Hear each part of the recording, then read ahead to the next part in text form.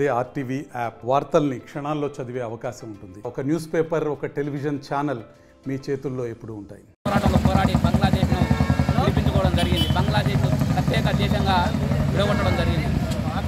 ఇవాళ బంగ్లాదేశ్లో ఎలాంటి సిచ్యువేషన్ ఉంది అంటే అక్కడ ఉన్నటువంటి స్వాతంత్ర సమరయోధులు ఎవరైతే ఉన్నారో వాళ్ళకి 30% రిజర్వేషన్ ఇవ్వాలని అక్కడ ఉద్యమం స్టార్ట్ అయింది. మళ్ళా ఎవరు ప్రకటించిందంటే షేక్ హసీనా ప్రకటించలేదు. అక్కడ ఉన్నటువంటి హైకోర్టు ఏదైతే 30% రిజర్వేషన్ స్వతంత్ర సమరయోధులకి పిల్లలు ఎవరైతే ఉన్నారో వాళ్ళకి కేటాయించాలని హైకోర్టు ప్రకటిస్తే ఇవాళ అక్కడ ఉద్యమం జరుగుతూ ఉంది. ఉద్యమం ఎవరి మీద జరుగుతుంది? హిందువుల పైన, హిందూ దేవాలయ పైన ఉద్యమాలు జరుగుతూ ఉన్నాయి. మళ్ళీ దీన్ని ఎందుకు అక్కడ ఉన్నటువంటి కుహనా మేధావులు ప్రకటించడం లేదు?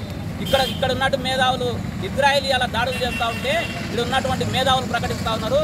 ఇజ్రాయెల్ హమాస్ మీద, అక్కడ ఉన్నటువంటి హెనిజిల్లా మీద దాడులు జరుగుతూ ఉన్నాయి. ఇక్కడ ఉన్నటువంటి నరేంద్ర మోడీ ఎందుకు ప్రశ్నించడం లేదని అడుగుతా ఉన్నారు. మళ్ళీ ఇదే మేధావులు ఈరోజు ఎవరైతే సెక్యులరిస్టులు అని చెప్పుకుంటున్నారో ఆ మేధావులు ఎక్కడ పోయినని మేము కూడా ఇలా హిందూ వాహిని తరఫున ప్రశ్నించడం జరుగుతూ ఉన్నది.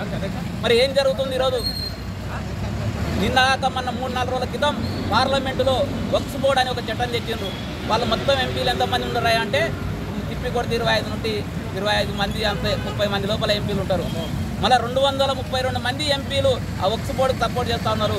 ఇవాళ అదే బంగ్లాదేశ్లో హిందువుల పైన, దేవాలయాల పైన, ఆడపడుతుల పైన మానభంగాలు జరుగుతుంటే ఈ 232 మంది ఎంపీలు ఎందుకు ప్రశ్నించడం లేదని హిందూ వాహిని తరఫున, కొత్తగూడ శాఖ తరఫున మేము ప్రశ్నించడం జరుగుతూ ఉన్నది. మరి ఈరోజు ఇంత హోమం జరుగుతూ ఉంటే ఉడక ఏ ఒక్క మేధావి, నేను సెక్యులరిస్ట్ అని చెప్పుకునే ఏ ఒక్క మేధావి ఉడక ఇలా బంగ్లాదేశ్ వైపు చూడడం లేదంటే ఎంత దౌర్భాగ్యమైన స్థితి ఉందో ఒకసారి మనం గుర్తుంచుకోవాలి. హిందువులారా మేలుకోండి, రేపు అక్కడ జరగవచ్చు, మన లోపల ఉడక అంతర్యుద్ధం మొదలవుతూ ఉంది.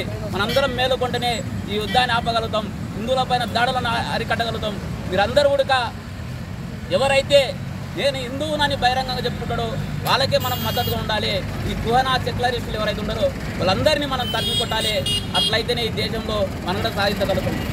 ఇలా చూస్తూ ఉన్నాం, మైనార్టీ అనే పేరుతోటి ఎవరు మైనార్టీలు? అక్కడ హిందువులు మైనార్టీలు, ముస్లింలు కాదు మైనార్టీలు. వాళ్ళ మైనార్టీల పైన దాడులు జరుగుతూ ఉన్నాయి. ఇప్పుడు మన పాత బస్సులో ఉడక హైదరాబాద్లో మైనార్టీలే ఎంతోమంది అక్రమంగా వచ్చి అక్కడ చొరబాటుదారులు ఉన్నారు. మరి ఎందుకు ఈ కాంగ్రెస్ ప్రభుత్వం వారిని నిలగొట్టడం లేదు? అంటే ఓట్ల రాజకీయాల కోసం, సంతుష్టీకరణ రాజకీయాల కోసం వాళ్ళపైన జాలి చూపుతూ ఉంది.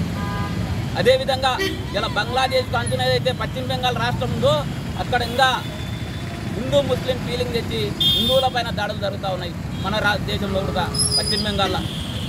మరి దీనిపైన ఈ యొక్క కుహనా మేధావులు ఎందుకు ప్రశ్నించడం లేదని అడుగుతాము. యానో ఇజ్రాయెల్ యుద్ధం జరుగుతూ ఇక్కడ ధర్నా చేసే మేధావులు ఇవాళ హిందువుల పైన దాడులు జరిగితే ఎందుకు రావట్లేదు రోడ్లపై? కానీ ఇలా హిందూ వాహిని తరఫున ఖండిస్తూ ఉన్నాం. అందరూ కూడా హిందువులారా మేలుకోండి, ఈ దేశాన్ని రక్షించుకోండి, హిందువులను రక్షించుకోండి ఈ యొక్క హిందూ వాహిని తరఫున కోరుకుంటూ భారత్ మాతా కీ జై, భారత్ మాతా కీ జై. ఓ హిందూ మేలుకో, ఓ హిందూ మేలుకో, జై శ్రీరామ్, జై శ్రీరామ్. మరిన్ని వీడియోస్ కోసం ఛానల్ ని సబ్స్క్రైబ్ చేయండి. లేటెస్ట్ అప్డేట్స్ కోసం వాట్సాప్ ఛానల్ ని ఫాలో చేయండి. అండ్ లింక్ డిస్క్రిప్షన్ లో ఉంది.